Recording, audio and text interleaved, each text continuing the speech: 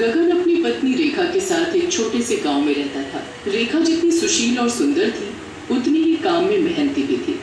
वो हर सुबह जल्दी से अपने घर का काम खत्म करके खेतों में अपने पति गगन का हाथ बटाया करती थी। रेखा और गगन अपने खेतों में काम कर रहे होते हैं कि तभी गगन रेखा से बोलता है, अरे भाग्यवान, जरा देखो तो हमारे पूरे खेत में कितनी हरी भरी सब्जियां उगी हैं और इस बार की भिंडी की पैदावार तो सबसे ज्यादा हुई है और ये सब तुम्हारी मेहनत और लगन का कमाल है। अजी सच में इस बार की भिंडी तो बहुत ही बढ़िया उगी है। गगन और रेखा के खेत के ठीक सामने केशव का भी खेत था। उसने अपने खेतों में भी बहुत सब्जियां उगाई हुई थी। कमला गगन की हरी हरी सब्जी देखकर केशव से बोलती है, अजी तनिक उधर गगन के खेत में तो देखो। अजी ऐसा लगता है गगन के खेत में भिंडी की बरसात हो गई है। गगन के खेतों में इतनी बड़ी बड़ी हरी भरी भिंडी है और एक हमारा खेत है जहाँ टेढ़ी मकोड़ी भिंडी हुई है। ना जाने ये दोनों मियाँ बीवी मिलाकर का जादू करते हैं जो इनके खेत में इतनी हरी भरी सब्जियां उगत है। सही कह रही हो कमला रानी। अरे जितनी सुंदर ये रेखा है उतनी ही सुंदर इसकी भिंडी है। अजी क्या कहा आपने? तनिक दोबारा तो बोलिए। अरे मेरी रानी, मैं तो उसकी भिंडी की तारीफ कर रहा था बस, और तुम हो कि खामखा बौखला जाती हो।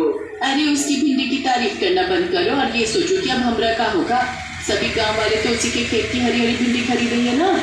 फिर केशव अपने खेतों की भिंडी टोकरी में भरकर गांव में बेचने के लिए जाता है। वहीं दूसरी ओर गगन भी गांव में भिंडी बेचने के लिए निकल जाता है। गगन की भिंडी बहुत ही अच्छी थी और उसके दाम बहुत ही कम थे, जिस वजह से गगन की सारी भिंडी कुछ ही देर में बिक गई थी। वहीं केशव की भिंडी के दाम ज्यादा होने की वजह से केशव की एक भी भिंडी नहीं बिकी थी। केशव भिंडी से भरा टोकरा लेकर वापस घर आता है, जिसे देखकर कमला बोलती है, अजी ये का कि भिंडी से भरा टोकरा वापस घर काहे ले आए?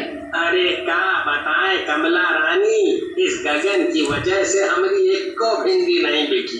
अजी अगर ऐसे ही रहा तो हम दोनों के खाने के लाले पड़ जाएंगे। हाँ, ऐसे कुछ दिन बीत जाते हैं। गगन की भिंडी की बिक्री ज्यादा से ज्यादा होने लगती है।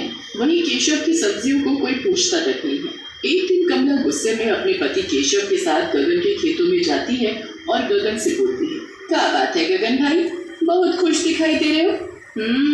और रेखा तनी हमका ये बताओ कि तुम दोनों मियाँ बीवी मिलकर अपने खेतों में का जादू टोना करते हो जो तुम्हारे खेत की सब्जियां खासकर ये भिंडी इतना बढ़िया हो गई है। अरे कमला बहन, हम कोई जादू टोना नहीं करते हैं, हम तो सिर्फ मेहनत करते हैं और बड़े प्यार दुलार से अपनी सब्जियों के पौधों की देखभाल करते हैं। ओह, तुम अपने पौधों को प्यार दुलार करती हो तो हम का अपने पौधों को मारते पीटते हैं? अरे कमला बहन, आप अपने खेतों में केमिकल वाली खाद डालती हो तो क्या ये बहुत अच्छा काम करती हो? रेखा की बातों से कमला को बहुत गुस्सा आता है और वो गुस्से से रेखा से बोलती है, बहुत घमंड है तुमको अपनी हरी हरी भिंडियों पर। अरे अरे कमला बहन, ये तो बस कुछ भी बोलती है। देख भाई गगन, मैं तो ये कहने आया हूँ कि तू गांव में अपनी भिंडी बेचना बंद कर दे, नहीं तो अच्छा नहीं होगा। हाँ। ऐसा बोलकर केशव और कमला अपने घर आ जाते हैं। जरा देखो दोस्त रेखा को कैसे अपनी भिंडियों की तारीफ की जा रही थी और ये कल की आई रेखा मेरा कमला रानी का मजाक बना रही थी। इससे तो मैं छोड़ूंगी नहीं। मैं तो कहती हूँ कि पहले उस रेखा का काम तमाम कर देते हैं, फिर खेतों में आग लगा देते हैं। ऐसा बोलकर कमला और केशव रेखा के खेत की ओर जाते हैं और खेत में रेखा को अकेला पाकर उस पर चाकू से हमला कर देते हैं। बड़ा घमंड था ना अपनी भिंडी पर, अब मार अपने इन भिंडी के पौधों के बीच में। अजी अब देखना, इसके मरने के बाद हमारा सब्जी का धंधा कैसा बढ़िया चलेगा। चाकू के वार से रेखा वहीं गिरकर अपना दम तोड़ देती है। मौका देखकर केशव भी जल्दी से खेत में आग लगा देता है। देखते देखते आग पूरे खेत में फैल जाती है।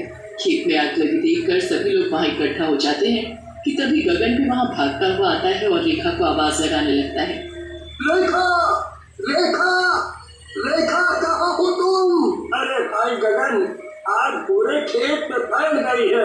मुझे नहीं लगता कि रेखा भाभी इस आग से बच पाई होंगी।